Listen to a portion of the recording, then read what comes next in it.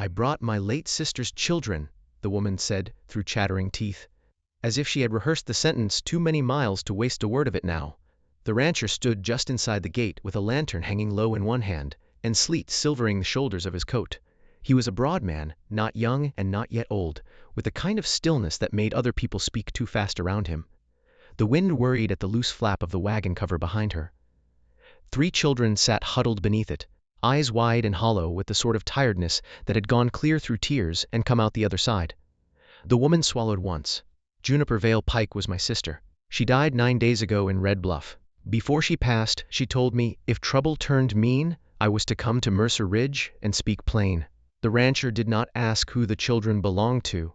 Their faces told him enough. One girl on the edge of 12, chin lifted too hard to be natural. A boy of maybe 8 or 9, one arm wrapped in front of the littlest as if he had been doing a man's work far too long. A small, flaxen-haired child in a coat made out of somebody else's blanket, with one shoe tied on by string. The woman's knuckles were raw around the reins.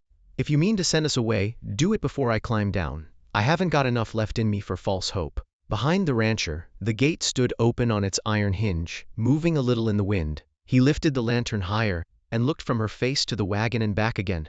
Something moved in his expression then, small and private as a flinch. He took hold of the mule's bridle. "Come in," he said. That was all. No promise, no softening, no questions she had to answer in the road with the weather turning foul around her. He stepped aside and led the animal through. When the wagon wheels bumped over the threshold, the oldest girl let out a breath that sounded almost angry. The woman climbed down stiffly, nearly missing the ground. She caught herself on the wagon rail before she fell. The rancher saw it, pretended he had not, and reached up instead for the littlest child, who shrank at first, and then came because she had no strength left for pride. The child weighed almost nothing. He set her against his shoulder and started toward the house. "Name?" The woman hesitated, as if names had become dangerous things these last few days. "Mine is Nora Vale," she said. "That's Rose. The boy is Eli. The little one's Tansy." He nodded once. "Thane Mercer." The oldest girl, Rose, climbed down on her own and then held a hand up for her brother with such fierce concentration that he obeyed her instead of the man at the gate. Nora saw that. She saw everything. A woman who had kept 3 children moving across bad country on too little money did not miss much. The ranch house sat long and low against the dark, its windows giving off a buttery light that made the cold seem sharper by contrast. Beyond it, the outbuildings hunched black in the storm. Somewhere in the night, a horse stamped in a stall, and from farther off came the hard metallic complaint of a loose chain striking wood. Inside, the air smelled of coffee, wet wool, lamp oil, and beef stew cooked down thick.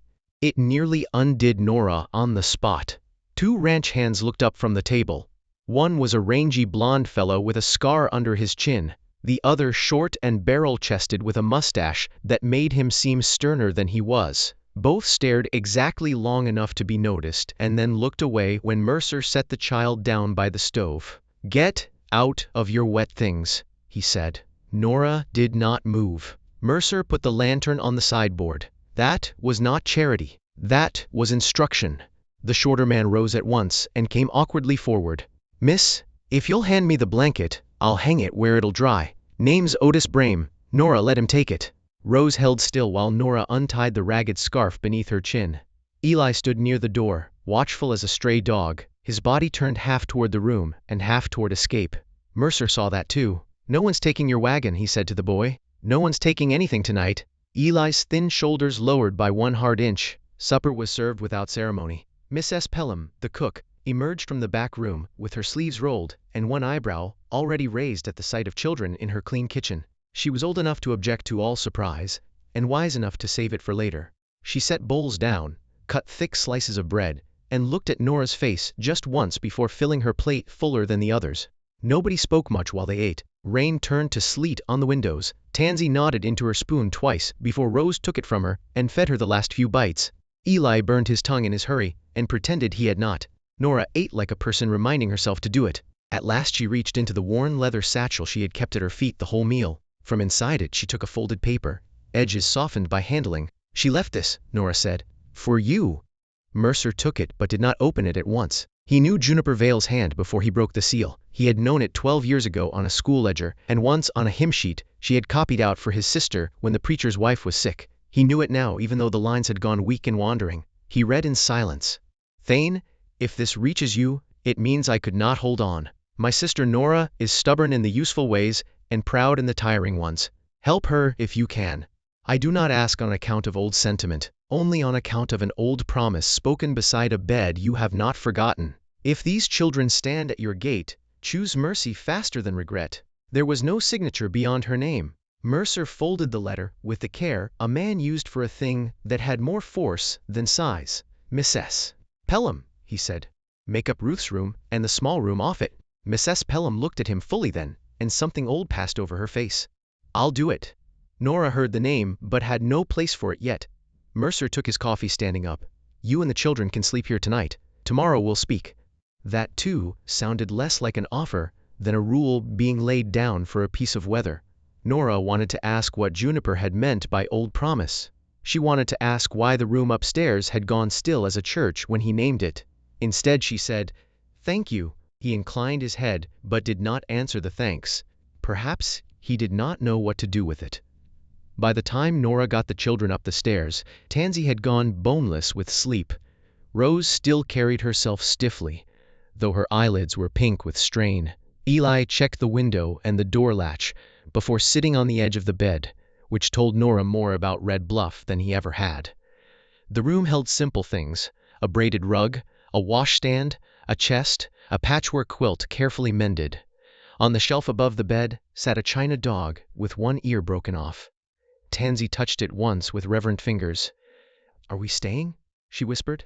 Tonight, Nora said.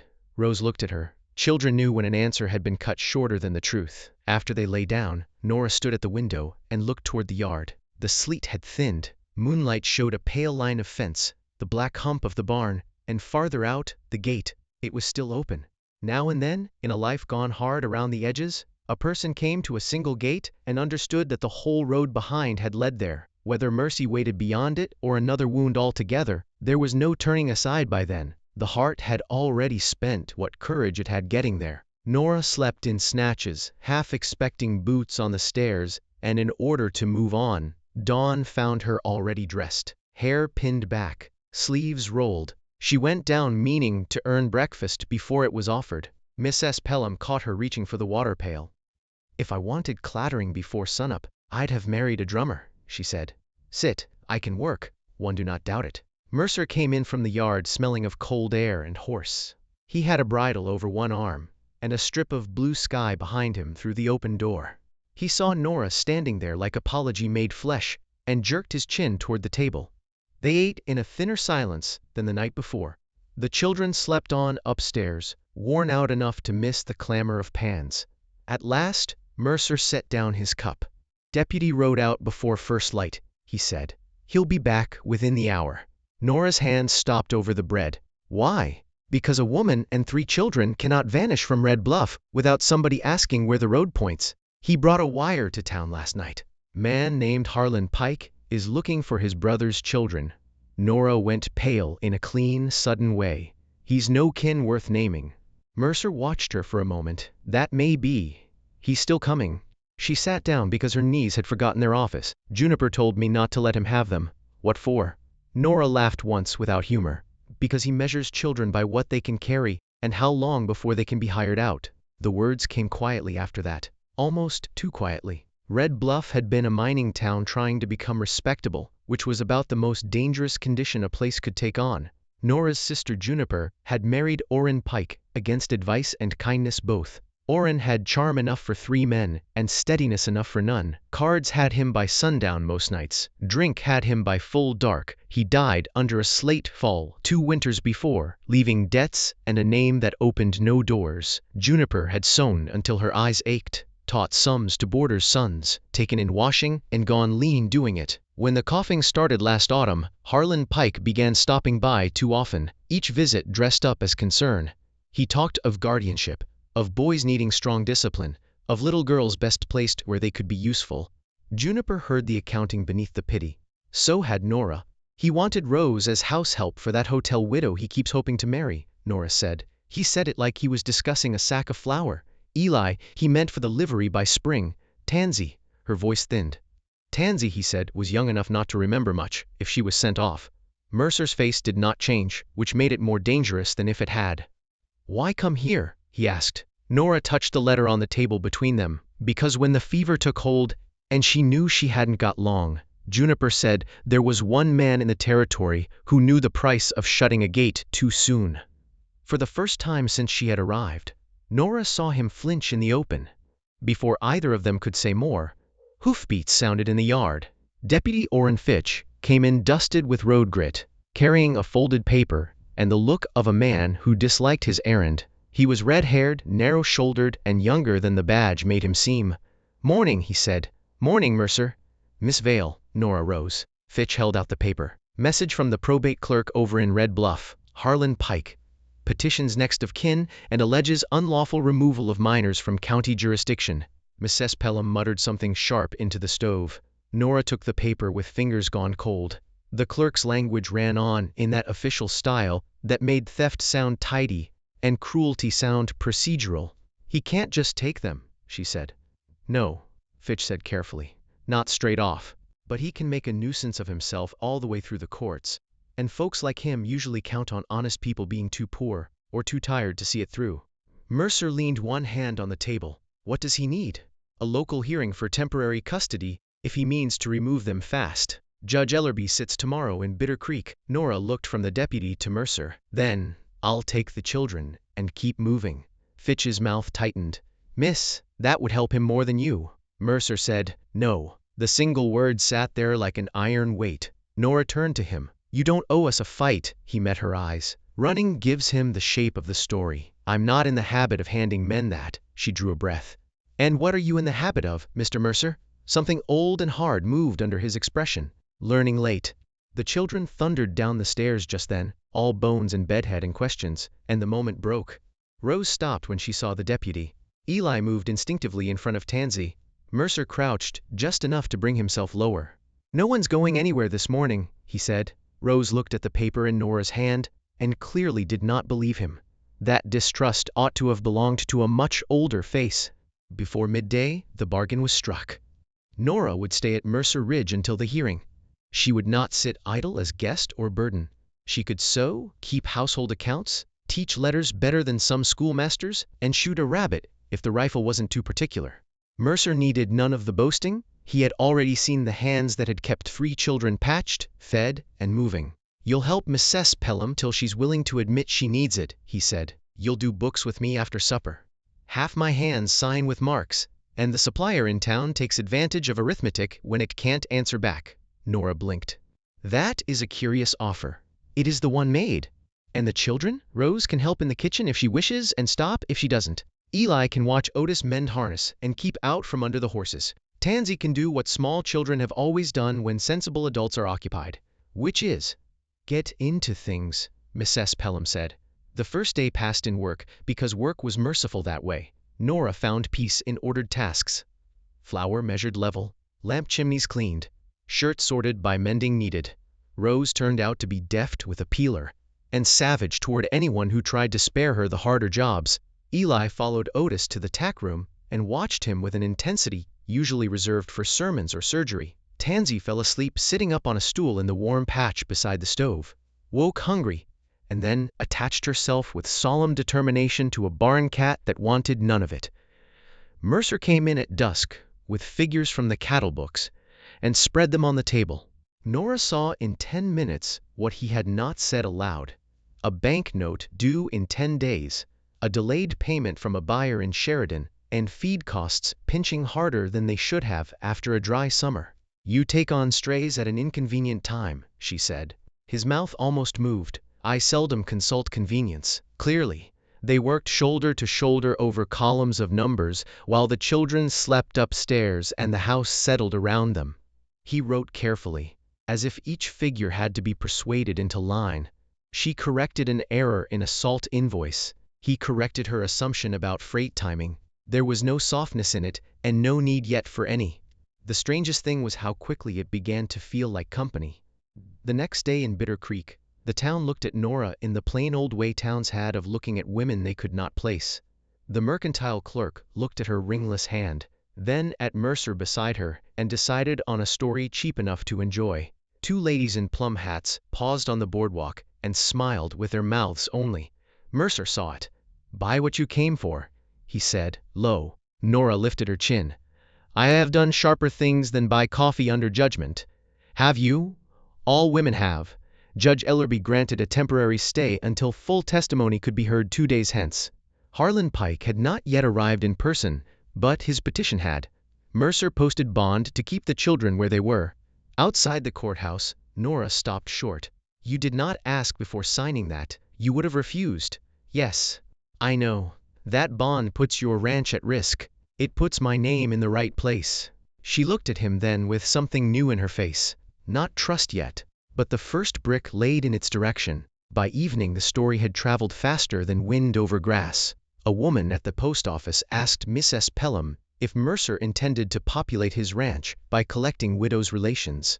The blacksmith told Otis he hoped the boss knew the cost of sentiment. A bank clerk remarked in a voice meant to carry that lone women with children often came attached to complications. Mrs. Pelham told him, in a tone equally public, that weak men often came attached to hats too good for their character. At Mercer Ridge, life pressed on. Rose laughed for the first time when Tansy dropped biscuit dough on the cat. Eli learned how to curry a horse without losing fingertips. Mercer carved a small whistle out of cottonwood for Tansy while listening to Nora read feed tallies aloud. He acted as if he had made whistles for children every week of his life. The lie was plain enough that it nearly ached. On the second night, Nora woke thirsty and came down in the dark for water. The house was silent except for the ticking of the clock and the faint groan of wind under the eaves. She passed the front window and stopped. The gate was open again. A figure stood near it, motionless in the moonlight. For one frightened second she thought someone had come. Then the figure turned, and the cigarette ember in his hand glowed. "Mercer!" She stepped onto the porch, shawl around her shoulders. He did not startle. Perhaps he had heard every board in the house all evening and known exactly where she would place her feet. "You leave it open every night," she said. "Yes, even in weather." "Yes, for whom?" He did not answer at once. The moon lit the line of his cheek, and the old scar at his jaw, a pale seam she had not noticed before. At last he said, "For anyone who has run out of road." She waited. He looked not at her but beyond the fence, toward country black, and wide enough to swallow a person without effort. "Go back in, Miss Vale. The night's cold. Not till you tell me why my sister thought you'd understand." He closed his eyes once, briefly, as if against snow that had fallen years earlier. "My sister Ruth was 20 when she came home from Cheyenne," he said. "She came in trouble." That was the phrase of the time. It carried more cruelty for being so polite. "I had a father alive then. He cared for reputation the way some men care for crops. Measured his soul by what neighbors might say of it. Ruth had gone off with a drummer, who promised marriage, and left her with a child coming and nowhere to stand. She arrived after dark, in sleet, not unlike this. My father said she would not cross the threshold and bring scandal under his roof." Nora's fingers tightened in the shawl. "I argued," Mercer said. "Not enough, not in time. I told myself I'd take her into town to Dr. Blevins in the morning. Told myself one night in the line shack would do no lasting harm." He ground the cigarette under his heel. "The horse cast a shoe on the creek road before dawn. By the time we found her, the child had come, and both were gone quiet. Your sister Juniper was teaching in Bitter Creek then. She helped lay Ruth out. Sat with her till the end when my father would not come." Nora's throat burned. Mercer's voice stayed level by force. "After we buried them, Juniper said a man could spend the rest of his life regretting a closed door and still never manage to reopen it for the dead. So he'd best leave the next one open for the living." Neither of them spoke for a while. At last Nora said, "Juniper never mentioned your father. He died 3 years after." "That is not the part I asked." He turned then, and in the moonlight she saw the bare, honest thing in his face. "No, it isn't." When Nora went back upstairs, she stood a long time over the children's beds, listening to them breathe. The story had changed shape in her mind. Mercy was not always born from goodness first. Sometimes it came from shame worked on long enough to become useful. If a listener had happened to be sitting by a lamp just then, with a kettle going soft on the stove, or tires humming under a dark road, that much would have felt true enough.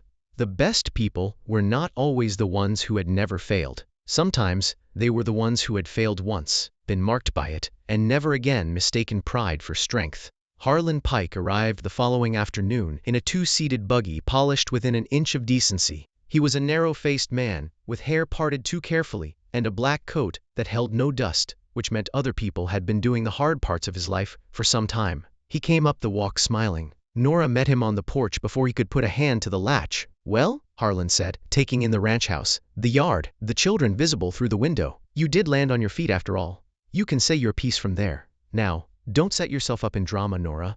I've come for the children, not a quarrel." From behind Nora, Mercer's boots sounded once on the boards. Harlan's smile thinned. "Mr. Mercer, I understand your hospitality. Temporary, I'm sure."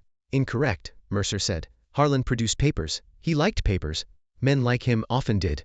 They made theft feel respectable. "Judge in Red Bluff recognizes me as nearest responsible male relation. Your brother's children know what you are," Nora said.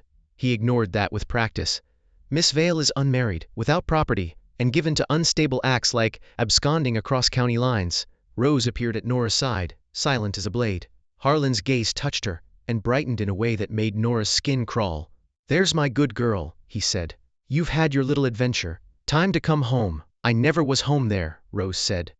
The smile slipped off him then, only for a beat, long enough to see the truth beneath. Greed, yes, but also humiliation. People like Harlan did not forgive being plainly refused by those they considered lesser. Mercer stepped forward and took the papers from his hand without asking. He scanned them, then looked up. "You'll make your case at the hearing tomorrow. Until then, you stay off my land," Harlan laughed. "Your land? Is that what this is about? A houseful makes a man reckless. Ask your banker whether charity pays notes." Nora saw the flicker in Mercer's face and understood at once that Harlan had been in town already and had done his work. "What do you want?" she asked. Harlan spread his hands. "All injured decency. What any respectable guardian wants. Order, discipline. The children's future. Priced by the week," Nora said. His eyes cut to hers, flat now. "Your sister should have thought of the future before she married my brother." Rose took one step forward. "Don't you speak of my mama." Mercer moved before the silence after that sentence had finished settling. He went down the steps until he stood close enough that Harlan had to tilt his chin to keep the smile alive. "You heard the child," he said. "Go." Harlan left, but he did not leave beaten. Men like him always seemed to recede a little too easily, because they expected to return from another angle. That night Nora could not settle. She mended a shirt badly enough that Mrs. Pelham took it from her hands in disgust. She checked the children twice. At last she went to the upstairs room, where their few things had been put away. Juniper's satchel rested in the bottom of the wardrobe beneath folded dresses and the patched shawl she had worn through her illness. Nora knelt and began going through it again. She had searched once in Red Bluff and twice on the road, but grief made a poor clerk. Things were easy to miss when your hands shook. Now she turned every hem, every pocket, every lining. At the bottom of the sewing basket, under a false square of cardboard cut to stiffen the base, her fingers touched paper. She drew out a packet tied in blue thread. The first sheet was in Juniper's hand, written much earlier than the deathbed letter Mercer had read. The second was a receipted note bearing Orrin Pike's signature and the mark of payment in full. The third was a draft agreement Harlan had prepared for the county poor board before Juniper ever died. 3 names were listed under proposed placements. Rose to domestic service with Mrs. Selby's boarding hotel, Eli to the Pike livery under apprenticeship, Tansy to St. Agnes home in Casper. Nora sat back so hard she struck the wardrobe door. The fourth paper was the one that made her stop breathing for a second. It was a letter addressed to Nora, never sent. "Sister, if Harlan begins speaking sweetly, that means he has already set his figures down and found profit where grief ought to be. I paid Orrin's last note from the sale of the house lot, and the receipt is enclosed. There is no debt he may claim against the children but what he invents. If I am taken, before I can settle matters, go to Mercer Ridge." Thane Mercer once failed the person he most loved because he feared what the world would say. He has lived with that lesson. Such men are sometimes safer than those who have never been tested at all. Nora pressed her knuckles to her mouth. The door behind her opened. Mercer stood there with a lamp. He looked at her face, and then at the papers in her hands. "What is it?" She held them out without speaking. He read each one with gathering stillness. The kind that meant anger had gone beyond visible heat into something cleaner and colder. When he reached the poor board placements, his thumb lingered on Tansy's name. "So that's the shape of it," he said. "He meant to split them all along." "Yes. He was kind in the sick room, Thane. Do you know the sort I mean? The kind that sounds like rescue if you're too weak to hear the tallying. I know the sort." She rose, the papers clutched in one hand. "Then we take this to the judge at first light." He nodded. "We do." He had just turned to go when from outside came a shout, then another, then the hard, frantic clamor of horses. Mercer crossed the hall in 3 strides. He looked out the window once, and swore under his breath. "What is it?" Nora asked. "Lower fence is down. Herds pushing toward Cotton Creek." Within seconds the house was full of movement. Otis and the other hands pulled on coats, jammed hats down, grabbed ropes. Mercer buckled on his gun belt, not because he expected gunfire, but because a rancher at night took what tools the dark might require. He turned back to Nora on the porch, rain needling across them both. "Bar the doors," he said. "Keep the children inside. I'll be back before dawn. Thane, bolt them." Then he was gone into the black with the others, hoofbeats hammering the yard, lanterns swinging wild. Nora watched until the dark swallowed them. She knew sabotage when she saw its shadow.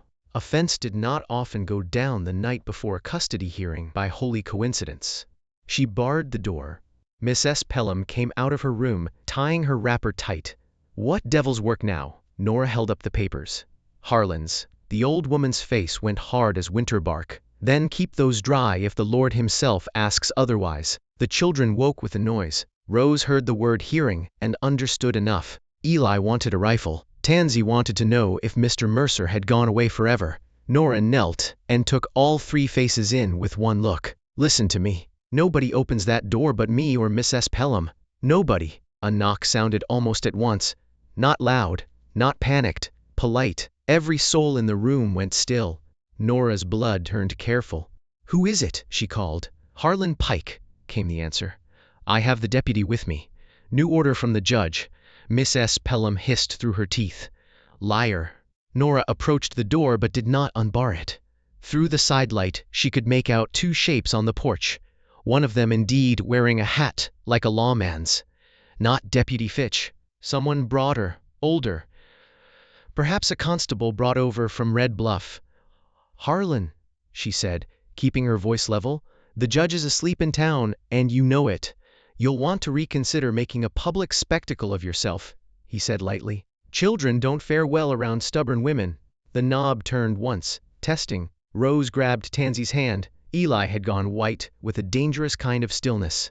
Nora's mind ran quick and clean. Front door barred. Back door too obvious. Storm noise enough to cover small movement. Root cellar window too narrow for the children.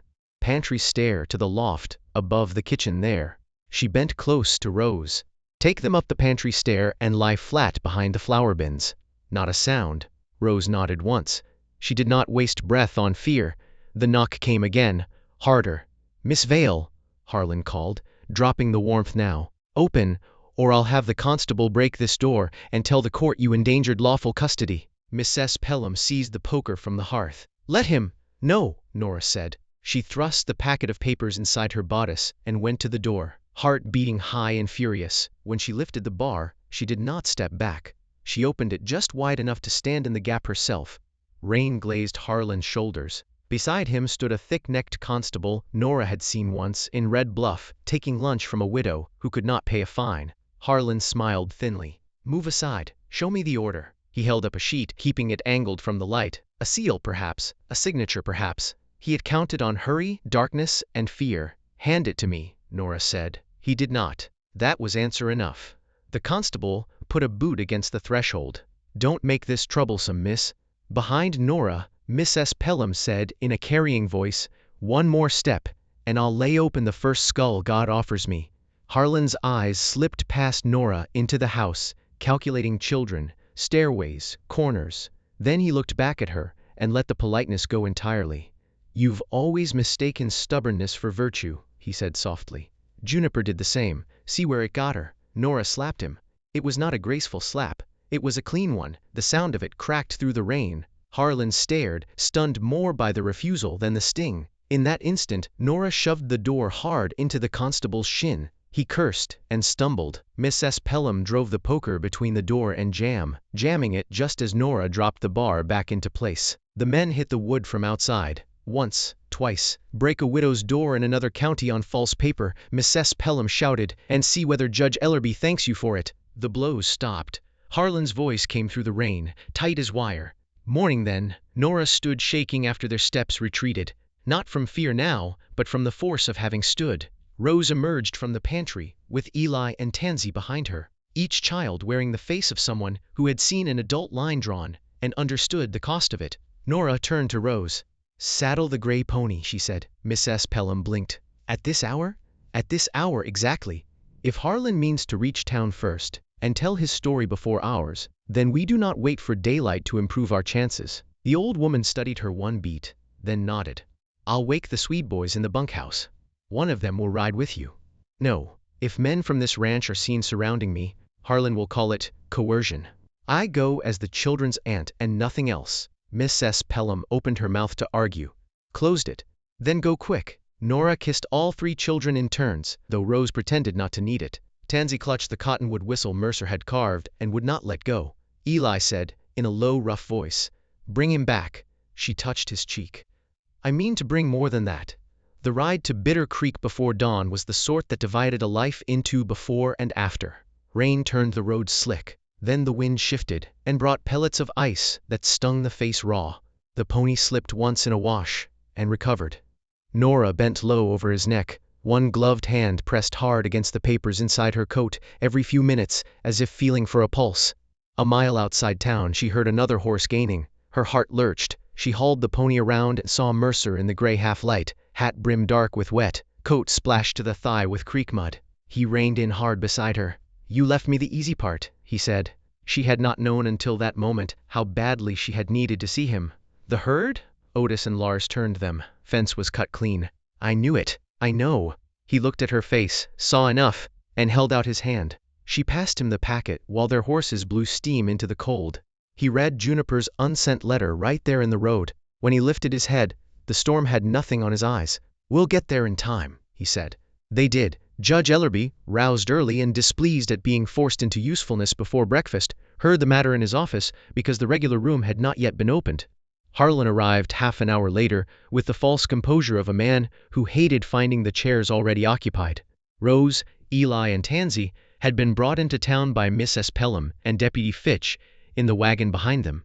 Fitch had seen enough of Harlan's methods over the years to come of his own accord, which told Nora that decency could be slow but not always absent. The hearing room filled anyway. Towns always scented a reckoning. Harlan spoke first. He praised order, kinship, and propriety until the words went stale in the air. He called Nora unstable. He called Mercer sentimental. He called the children confused by grief. He produced the dubious paper from the night before, as if daring anyone to prove when it had been signed.